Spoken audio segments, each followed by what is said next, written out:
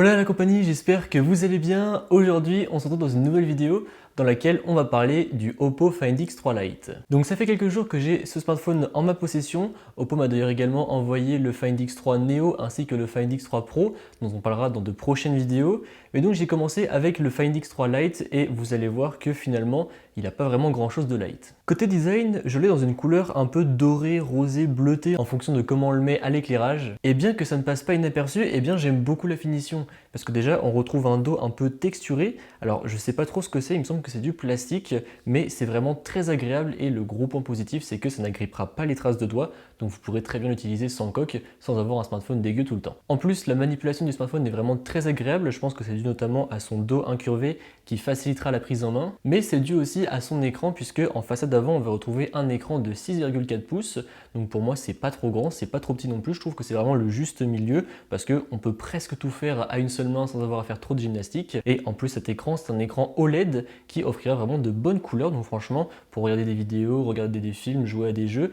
ça sera très largement suffisant. Et franchement, c'est un écran qui est très bon, je trouve, et qui est bien calibré. En plus de ça, celui-ci est équipé d'un taux de rafraîchissement à 90 Hz. Donc du coup, ça va accroître la fluidité quand vous allez scroller ou quand vous allez jouer à des jeux, par exemple. Pour terminer sur l'écran, vous avez également un capteur d'empreinte digitale qui se situe sous celui-ci, qui marche bien, qui est plutôt rapide. Et pour conclure sur l'écran, je trouve que c'est vraiment un très bon écran, puisque pour le prix de ce smartphone qui est de 449 €, eh bien il y en a peu qui offrent un si bon écran.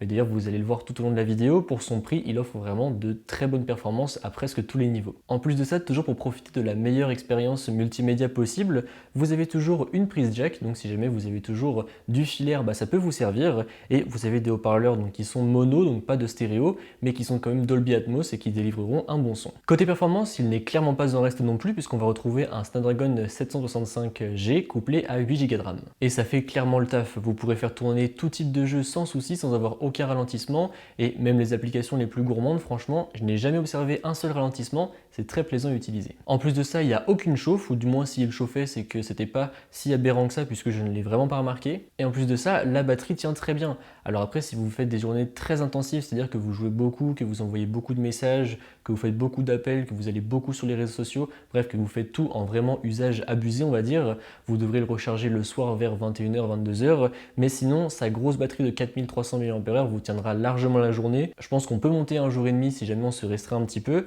mais le gros point positif sur cette batterie, c'est qu'elle se recharge ultra rapidement. Avec ce Oppo Find X3 Lite, vous avez de livrer dans la boîte un gros bloc secteur de 65 watts, et en fait, celui-ci va permettre de recharger le smartphone de 0 à 100% en l'espace d'à peu près 3 quarts d'heure, donc c'est vraiment très rapide et c'est super cool, puisque imaginez que vous arrivez le soir, vous n'avez plus trop de batterie, vous devez enchaîner avec une soirée, hop, on le branche pendant 20 minutes, on récupère plus de la moitié de la batterie et on aura de quoi tenir la soirée. Donc franchement, gros point positif, tout comme sa surcouche d'ailleurs. Le dernier Oppo que j'avais testé, c'était le Oppo Find X premier du nom, donc ça remonte à il y a déjà plus de 2 ans, presque 3 ans maintenant, et j'avais déjà pas mal aimé la surcouche à l'époque, je trouvais qu'il y avait beaucoup de couleurs, que c'était assez sympa, et là, presque 3 ans après, eh bien, je trouve que la surcouche s'est vraiment améliorée, c'est toujours quelque chose de très fluide, moi j'aime beaucoup le thème sur les icônes, et il n'y a pas de ralentissement, dans les animations, etc., ça tourne très bien, c'est très fluide, et franchement, j'ai apprécié utiliser cette surcouche. Alors que pourtant, je suis quand même un fan du stock et de l'Android pur, mais je sais pas pourquoi, franchement, cette surcouche, je la trouve très agréable à utiliser. Autre partie qui est très intéressante sur ce smartphone, c'est la partie photo. Donc comme vous pouvez le voir à l'arrière, on va retrouver 4 objectifs photo,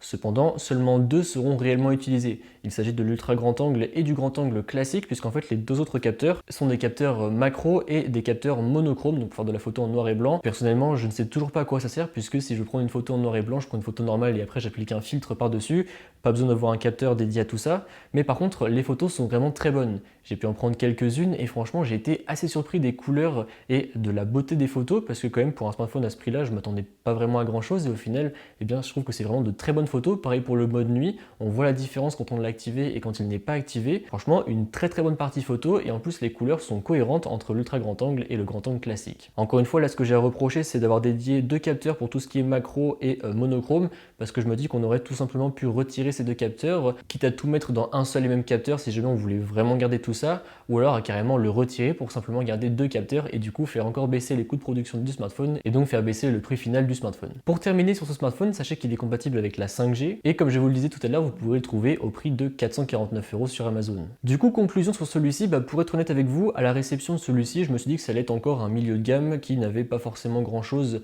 de nouveau, qui n'avait pas forcément quelque chose d'innovant, c'était juste un smartphone en plus dans cette gamme de prix-là. Et en fait, oui, il n'a pas grand-chose d'innovant, mais en fait, là où il est très bon, c'est justement qu'il est très bon partout. Vous avez un très bon écran, il est performant, la batterie tient bien, en plus de se recharger ultra rapidement, le coloris au dos est assez sympa, les photos sont très très bonnes, et en plus de ça, il est doté des dernières technologies comme par exemple la 5G, le capteur d'empreinte sous l'écran ou encore le taux de rafraîchissement à 90 Hz. Encore une fois, les seuls reproches que je pourrais lui faire, c'est la photo comme je viens de vous l'expliquer, et si je voulais chipoter un peu, on pourrait également parler de la recharge sans fil qui est absente. Mais bon, après encore une fois, comme je vous le disais, pour 450 €, je pense qu'on peut difficilement faire mieux, et encore une fois, j'ai été vraiment très surpris par ce smartphone. En tout cas, s'il vous intéresse, le lien se trouvera dans la description. Donc voilà, c'est tout pour cette vidéo, j'espère qu'elle vous a plu. Si c'est le cas, comme d'habitude, n'hésitez pas à mettre un pouce bleu, à me suivre sur les réseaux sociaux qui se trouveront dans la description et à vous abonner. Allez, salut!